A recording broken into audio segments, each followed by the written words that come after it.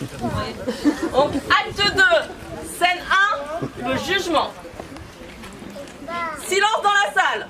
Le président va entrer.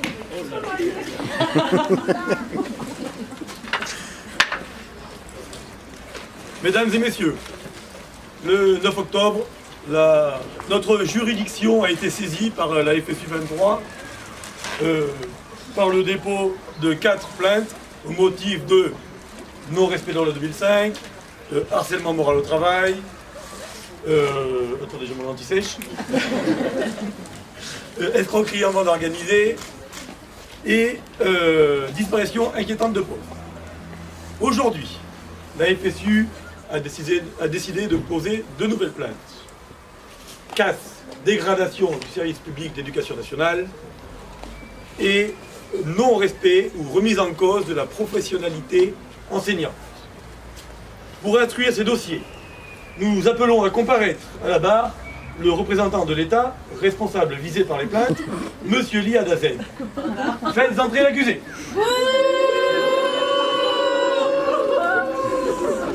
Silence, s'il vous plaît. Silence. Je vais évacuer la salle.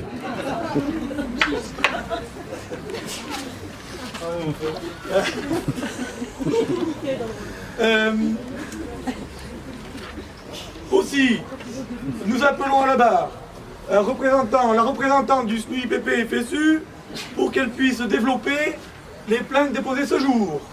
Madame la représentante, s'il vous plaît. Ouais! Silence, s'il vous plaît. Madame la représentante, vous avez déposé plainte ce jour pour casse du service public d'éducation. Pouvez-vous développer, s'il vous plaît? Bien sûr, Monsieur le Président, bien sûr. Le service public d'éducation est exsangue. 3 postes sont vacants, 2 en établissement spécialisé, à l'IME de Felletin et au Montaillon-Vicomte, et 1 au dispositif classe relais du collège Marouzeau. Aucun enseignant dans ces classes. À la veille des vacances de Toussaint, il y avait en plus 14 notifications d'accompagnants pour les élèves en situation de handicap qui n'étaient pas honorés. Aujourd'hui, plus de 2 mois après la rentrée, il y en a encore.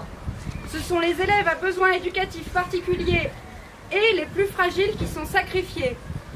En plus, nombre de remplaçants sont affectés à l'année pour occuper 25 postes restés vacants en fin d'année scolaire.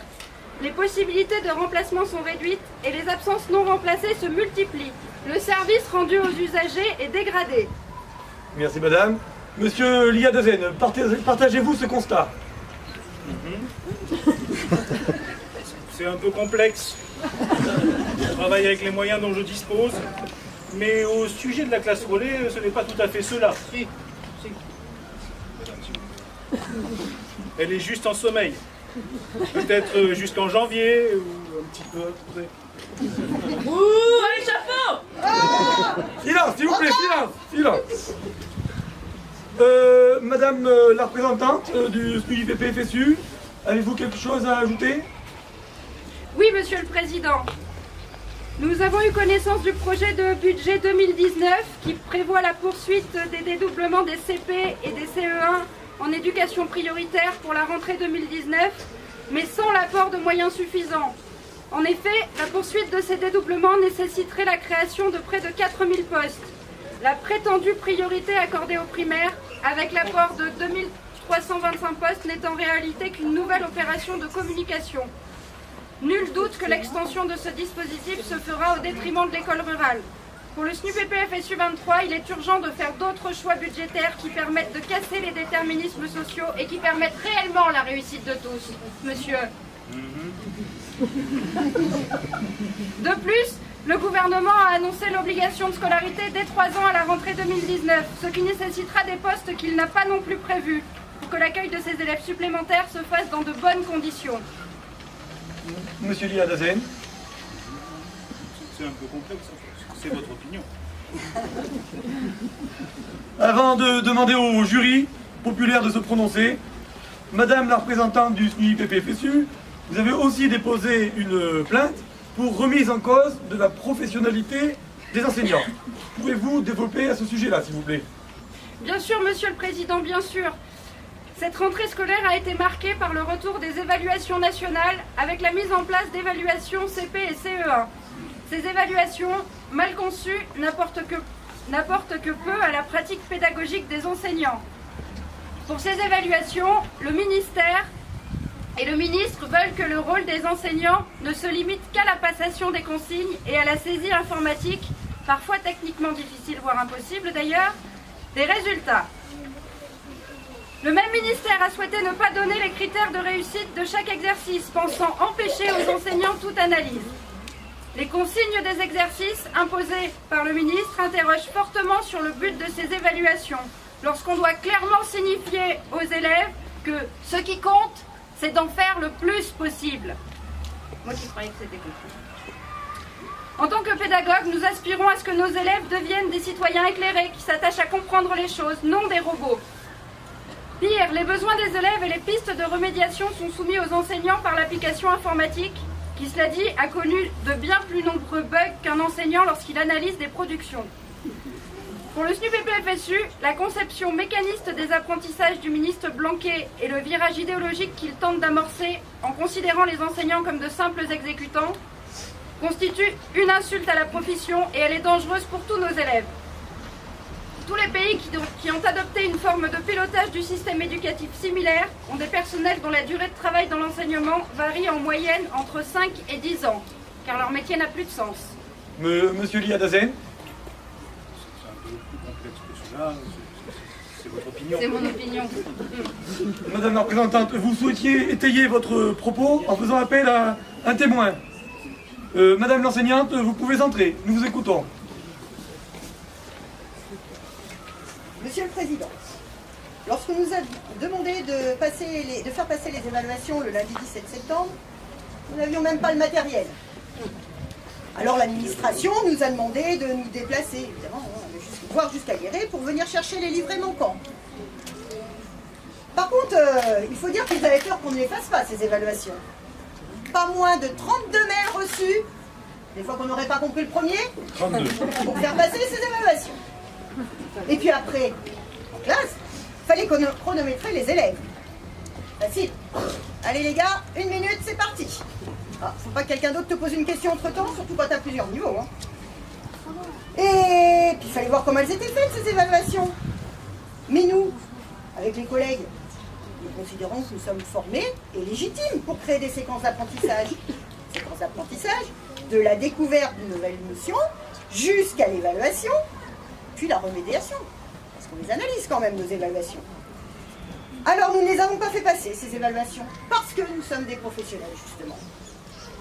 Et quand bien même, pour ceux qui l'ont fait, la saisie des résultats, il faut en parler. Les collègues n'avaient pas commencé à saisir les résultats, que le ministre, le 15 octobre, commençait déjà à communiquer sur ces résultats. Et le niveau prétendument catastrophique des élèves. Mais voilà. Nous, quand on a lu ce que l'application du ministère nous proposait pour le niveau des élèves, et comme piste de remédiation, nous avons été très étonnés. Certains de mes élèves ont été jugés en grande difficulté, alors que je ne l'avais pas perçu. Étonnant. En allant voir le livret d'évaluation des élèves concernés, je me suis aperçue qu'ils n'avaient fait aucune erreur.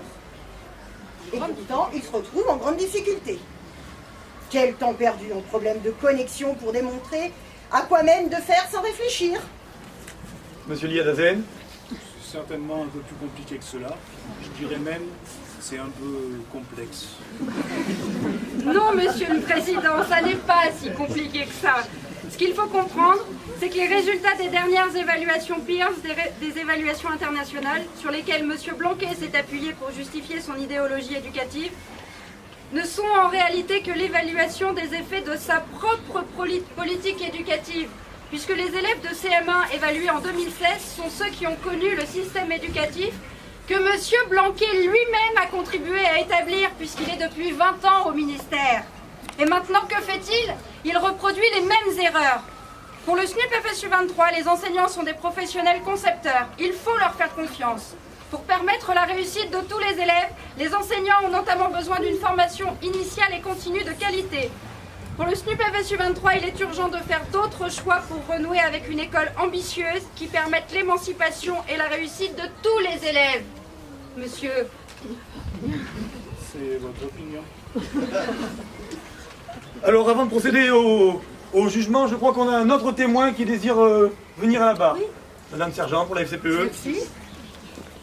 Moi, je vais être très court.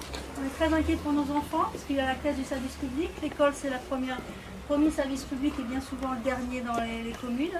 Et nous, ce qu'on apprend, c'est que nos enfants, ils n'ont pas d'enseignants en classe. Donc, ils sont en permanence, ou alors ils sont dans la classe d'à côté. Donc, évidemment, les effectifs, ils sont grossis. Comment voulez-vous que les enfants ne soient pas inquiets, anxieux, et que les familles ne soient pas inquiètes pour l'avenir de leurs enfants? Et puis on les apprend pas à réfléchir, et en plus ils ont des devoirs en plus puisqu'il y a des contrôles, des évaluations. Or on sait très bien que normalement les devoirs à la maison sont interdits en premier degré, mais l'angoisse des parents est toujours là, donc ils les poussent forcément à réviser et à apprendre par cœur. Or, apprendre par cœur, c'est pas ça, d'être écolier, pour se former à être citoyen, pour avoir une connaissance, pour être bien dans la société, c'est pouvoir réfléchir. Et là, ils ont plus vraiment le temps de réfléchir, surtout qu'en plus, qu'ils n'ont pas toujours les mêmes enseignants sur une année. Donc, la confiance, l'école de la confiance, on se demande où est-ce qu'elle est. Voilà. C'est juste, voilà. Les parents sont vraiment inquiets, les enfants sont inquiets. Et voilà, le service public, eux aussi sont inquiets. Les enseignants sont inquiets. Merci madame. Alors, pour l'IA deuxième, coupable ou non coupable? Coupable! Merci.